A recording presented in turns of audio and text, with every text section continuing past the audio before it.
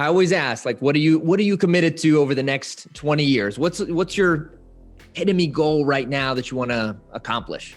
Thank you. First of all, how much I appreciate the question. Okay, I would say that when I look at my life, I can't think of someone who has been more graciously blessed and enabled and privileged. I mean, I had a grandmother who taught kindergarten for 40 years, and I was like her in-house kindergarten. Okay, you know, my mom taught high school, but what she taught was values clarification. I went to an Ivy League college, but I spent 2 years of that in Europe studying history. I was there when Ultimate Frisbee was created, and I'm one of the guys that took it all over the world. I got entered into the Ultimate Frisbee Hall of Fame because I took Frisbee all over the place. You didn't even know this stuff about me, right? Then the little country of Singapore invites me here 30 years ago, and I get to contribute to the development of an entire nation. The world of customer service grows over 30 years. I get to contribute to it as an authentic intellectual property designer. I mean, OMG, right? And here I sit now, I'm a scuba diver and I've done 2,000 dives. That's how I met my wife. I mean, I couldn't be more grateful. And we've got a 24-year-old daughter who's committed to social justice, and she's applying to law school right now, and she's an advocate for humanity. I mean, oh my gosh, right? So what's next?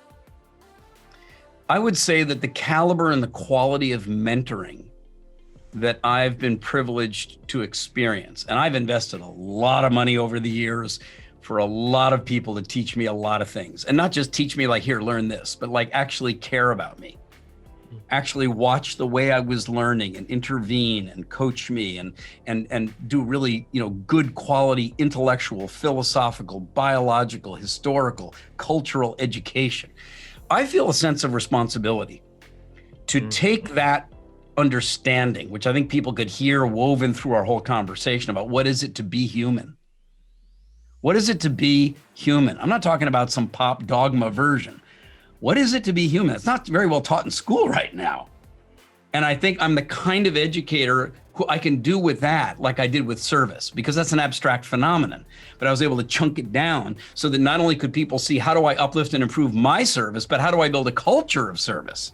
Here, let me show you how I wrote a book. I can give you all the technology, all the videos, et cetera. I want to do that same thing now with how do I actually live a life that contributes to well-being? How do I serve better, care more, and love life? And when we say love life, it's what you and I were talking about, by contributing to make a difference that really matters. So that's what I'm up to. And it'll take a couple decades. And, you know, when this particular run is over, like everybody's is, because we're mortal, if I can leave behind a legacy of intellectual property that's available and accessible to the world, where somebody else in Nicaragua or somewhere else wants to go learn about that, it's right there waiting for them.